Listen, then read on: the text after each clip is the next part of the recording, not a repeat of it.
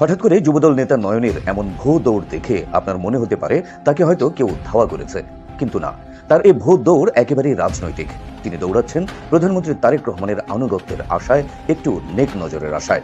তাই এই দৌড় কোনো সাধারণ দৌড় নয়, এর সঙ্গে জড়িত ক্ষমতা আর পদপদবীর। শুধু যুবদল নেতা নয়নই নয়, প্রধানমন্ত্রীর গাড়ির বহরের সঙ্গে দৌড়ানোর তালিকায় নাম রয়েছে ছাত্রদলের কেন্দ্রীয় সভাপতি রাকিবুল ইসলাম রাকিব, ঢাকা বিশ্ববিদ্যালয়ের ছাত্রদল নেতা হাবিদুল ইসলাম খানেরও। শুধু তাই নয়, নেতা থেকে এমপি মন্ত্রী হয়ে যাওয়া ব্যক্তিরাও শরিক হচ্ছেন এই ম্যারাথন দৌড়ে। সম্প্রতি বিএনপির তরুণ নেতা, বর্তমান সরকারের মুক্তিযুদ্ধ বিষয়ক প্রতিমন্ত্রী ইশরাক হোসেন, সড়ক পরিবহন ও সেতু এবং রেলপথ মন্ত্রণালয়ের প্রতিমন্ত্রী হাবিবুর রশিদ হাবিবকেও দেখা গেছে প্রধানমন্ত্রীর গাড়ি বহরের সঙ্গে দৌড়ে যেতে। গেল 27 ফেব্রুয়ারি 2026 সামাজিক যোগাযোগ মাধ্যমে ভাইরাল হওয়া এক ভিডিওতে দেখা যায় ছাত্রদলের কেন্দ্রীয় সভাপতি রাকিবুল ইসলাম রাকিব প্রধানমন্ত্রী তারেক রহমানের গাড়ি বহরের পাশে দৌড়াচ্ছেন। প্রধানমন্ত্রী তখন বইমেলা পরিদর্শনে যাচ্ছিলেন। বিষয়টি নিয়ে তুমুল সমালোচনার পর গণমাধ্যমে বক্তব্য দেন রাকিব। বলেন, তোষামোদী নয়, প্রধানমন্ত্রীর প্রতি শ্রদ্ধা ও ভালোবাসা থেকেই তার এই ভো দৌড়। সম্প্রতি প্রধানমন্ত্রীর গাড়ি বহরের সঙ্গে দৌড়াতে দেখা গেছে ছাত্রদল নেতা আবিদুল ইসলাম আবিদকেও। প্রধানমন্ত্রী তারেক রহমান ঢাকা বিশ্ববিদ্যালয়ে এলে তিনি গাড়ি বহরের আগে আগে কিছুক্ষণ দৌড়ান। সামাজিক যোগাযোগ মাধ্যমে তার এই ভিডিও ভাইরাল হলে তিনিও আত্মপক্ষ সমর্থন করে বলেন, অন্য কিছু নয়, দায়িত্বের জন্যই দৌড়েছেন তিনি।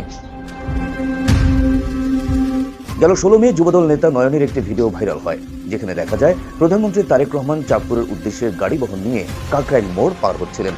আর সেখানে যুবদল নেতা রবিউল ইসলাম নয়ন প্রোটোকলের গাড়ির সামনে দৌড়ে গিয়ে সেলুট জানান। প্রধানমন্ত্রী নিজেও হাতের ইশারায় নয়নকে সামনের দিকে এগিয়ে যেতে বললেন। তারপর নতুন উদ্যমে অনেক দূর রাস্তা গাড়ির সামনে দৌড়াতে থাকেন আর তারেক রহমানের নামে স্লোগান দিতে থাকেন নয়ন। তার এই দৌড় সামাজিক যোগাযোগ মাধ্যমে মুহূর্তেই ভাইরাল হয়ে যায় আর শুরু হয় আলোচনা, সমালোচনা এবং নানা বিশ্লেষণ। 16 মে প্রধানমন্ত্রীর চাঁদপুর সফরের দিন প্রধানমন্ত্রীর গাড়ির পেছনে দৌড়াতে দেখা গেছে সংসদ সদস্য ও মুক্তিযোদ্ধা বিষয়ক প্রতিমন্ত্রী ইশরাক হোসেনকেও। সবার আগে বাংলাদেশ লেখা গাড়ির সঙ্গে তার ক্ষিপ্র গতিতে দৌড়ানোর ভিডিওটি মুহূর্তেই ভাইরাল হয়ে যায়। তারপর থেকে মেলতে থাকে সমালোচনার ডালপালা। একজন প্রতিমন্ত্রী হয়েও প্রধানমন্ত্রীর গাড়ির পেছনে দৌড়ানো কতটা শোভনীয় তা নিয়ে নানা পোস্টে পড়ে যায় নেট দুনিয়া। সবশেষ 16 মে প্রধানমন্ত্রী তারেক রহমানের গাড়ি বহরের পেছনে দৌড়ানোর ভিডিও ভাইরাল হয়েছে রেল প্রতিমন্ত্রী ও সাবেক ছাত্রদল নেতা হাবিবুর রশিদেরও। সেদিন চাঁদপুর সফরের সময় প্রধানমন্ত্রী তারেক রহমানের গাড়ি বহর যাত্রা শুরু করলে রেল প্রতিমন্ত্রী হাবিবুর রশিদ কিছু সময় গাড়ির পেছনে দৌড়ান। এই দৃশ্যটি অনেকেই মোবাইল ফোনে ধারণ করে ফেসবুক ও ইউটিউবে পোস্ট করে দিলে মুহূর্তেই সেটি ভাইরাল হয়ে যায়। শুরু হয় পক্ষে বিপক্ষে নানা আলোচনা, সমালোচনা। প্রশ্ন হচ্ছে, হঠাৎ করে কেন প্রধানমন্ত্রীর গাড়ি বহরের সঙ্গে দৌড়াতে শুরু করলেন উদীয়মান